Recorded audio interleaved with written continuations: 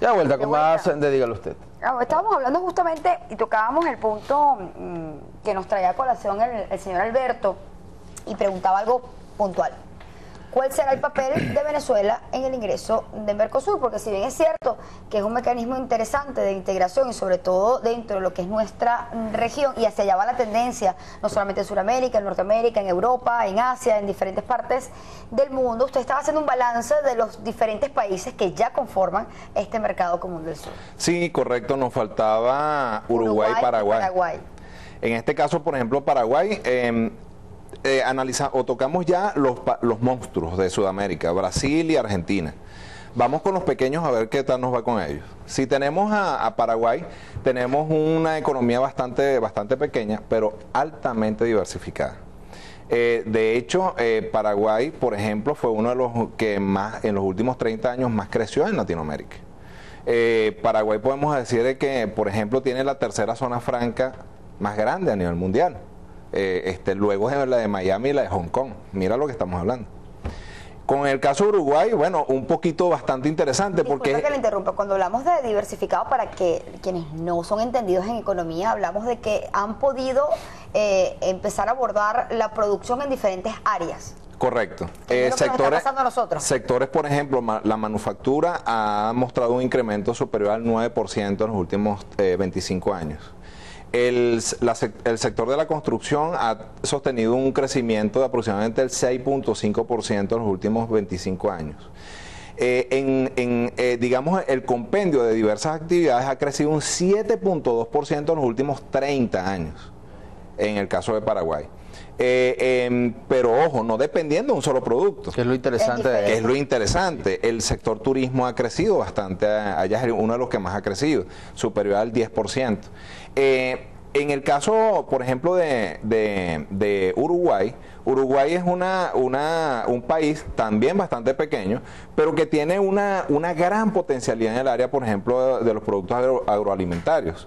De tal forma que es uno de los más tecnificados a nivel de toda Latinoamérica, no tan solo Sudamérica. Vamos al contraste. En el caso venezolano, nosotros tenemos una caída sostenida digamos, en los rubros de exportación. Porque aquí tenemos que pensar en que nosotros tenemos que atacar también ese mercado del sur. Ciertamente, como decía la persona que llamó, estamos encontrándonos con un país, nuestro país, Venezuela, que básicamente está preparado para importar, no para exportar. Ahora, pero muchos pueden decir. Ahora, ¿por qué? ¿En qué cambia eso a lo que tenemos actualmente? ¿Y qué tan peligroso o no? O si esto más bien nos traerá beneficios por el hecho de que ahora vamos a importar sin tantas barreras arancelarias y quizás con productos más económicos. ¿Cómo se explica esto? Bueno, fíjate que eso lo que va a producir básicamente es el que vamos a atacar. Vamos a ver que se van a atacar elementos que aún están productivos en Venezuela. Un aparato manufacturero que aún está produciendo. Hay gente que está apostando a Venezuela.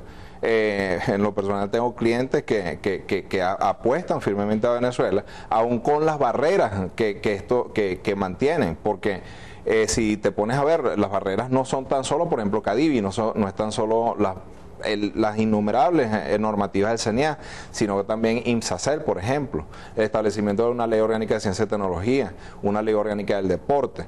Es decir, una serie de barreras que no existen, por ejemplo, vamos a agarrar el más pequeño, vamos a hablar de Uruguay. ¿Qué vamos a tener con Uruguay? Bueno, en Uruguay básicamente vamos a tener un país que va a ser capaz de suministrarnos o proveernos de gran cantidad de productos. Si hablamos de Brasil, que también tiene una gran capacidad en el área agroalimentaria, tenemos que allí hay una economía de escala tremenda que nosotros no tenemos. Ahora, pero entendamos cuáles son qué es lo que nos puede perjudicar como país, porque quienes no entienden de economía pueden decir, bueno, pero si eso es parte de lo que está ocurriendo. ¿Qué es lo perverso o lo peligroso de esto, Irwin? Que entren productos a un menor precio que los que se están produciendo en Venezuela. En detrimento de la producción nacional, que tendería, pues, lógicamente a desaparecer ante esto que llega más barato, ¿no? Exactamente. ¿Qué sucede si desaparece la producción nacional? Se pierden empleos. El hecho de que, por ejemplo, yo produzca este artículo en Venezuela y Brasil lo pueda producir a un menor costo, si tú lo vas a comprar, si lo presento en el análisis de los dos, y el brasileño es más barato, bueno, evidentemente tú vas a elegir el más barato. Claro, es un beneficio transitorio para el consumidor, porque es que en realidad ese consumidor es un perceptor de ingresos, salarios, que vienen precisamente de empresas productivas en Venezuela. Ojo, de productos y servicios. No es tan solo el mercadeo de bienes lo que está implícito acá. En Mercosur. En Mercosur, claro. Tomarlo en cuenta, básicamente lo que dice Exu, porque las personas pueden decir, bueno, pero eso es mejor porque vamos a tener mayor cantidad de productos, vamos a tener dónde escoger y el menor precio. Excelente si tú tienes bienes equivalentes que puedan competir. Pero, por ejemplo, en un país... cualquiera lo puede ver en este momento. Por ejemplo, nuestros productos la mayoría son importados o con gran cantidad de piezas importadas.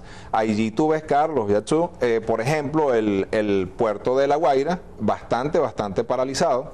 Un puerto de Puerto Cabello que está, mira, con mucha tardanza al momento de desembarcar los productos. Inclusive hay datos que apuntan a que hay barcos que se están hasta devolviendo.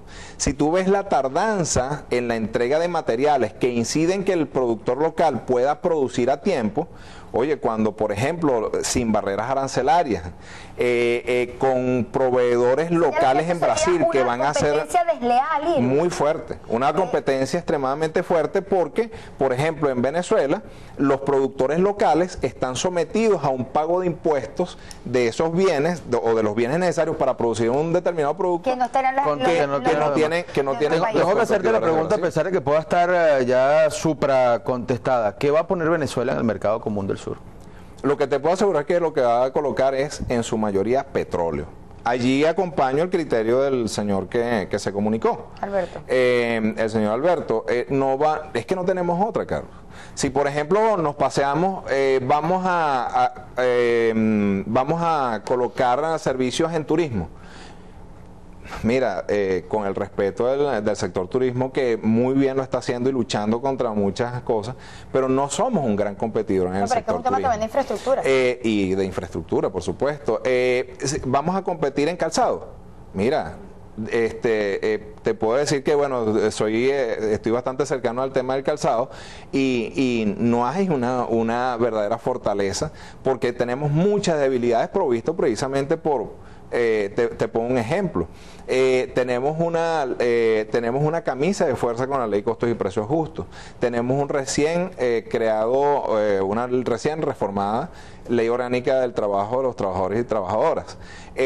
Esa ley orgánica está previendo aumentos bastante fuertes, que inclusive hoy en un análisis de una mesa de trabajo que teníamos en la oficina, nos sorprendíamos con algunos efectos adicionales que está causando la ley orgánica del trabajo, sobre todo en el ejemplo que teníamos, porque eso depende del nivel de aumentos, etcétera.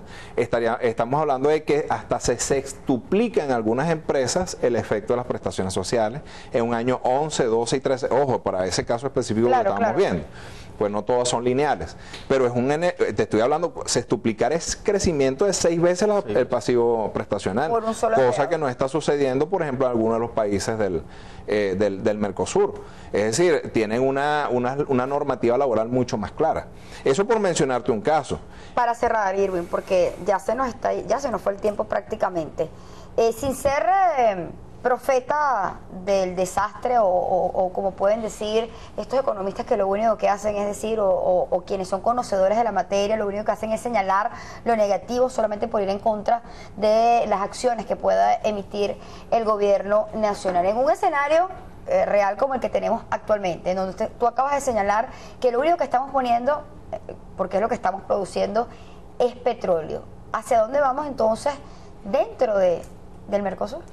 Necesariamente tiene que ser, a la par de la implementación, tienen que ser revisadas inmediatamente todos los niveles arancelarios de los que se están conversando. Es decir, el gobierno tiene que atender a las voces de advertencia que se están presentando actualmente.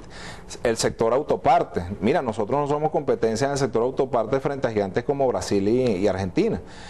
Uruguay y Paraguay no son tanta competencia en ese sector, pero allí se está advirtiendo, el sector agroindustrial, no somos competencia para ninguno de ellos, puesto que, por ejemplo, el más pequeño, podemos decir Uruguay, es altamente tecnificado en el sector agroalimentario. O sea, son situaciones que hay que ver. Muchísimas gracias. Gracias. ¿Hay algún análisis dentro de la revista, dentro de la página web? Estamos permanentemente haciendo, estableciendo noticias acerca del tema en www.finanzasytributos.com, así como en el Twitter pueden seguirnos en @fitben, en donde siempre estamos informando acerca de diversos temas. Dentro de la página que está allí en pantalla, ¿hay algún correo donde pueden ubicarse por alguna duda o alguna? Contacto @finanzasytributos.com. Muchísimas gracias, Irwin. Se nos fue el programa. Así es, nos vamos hasta mañana, amigos. Feliz noche para todos.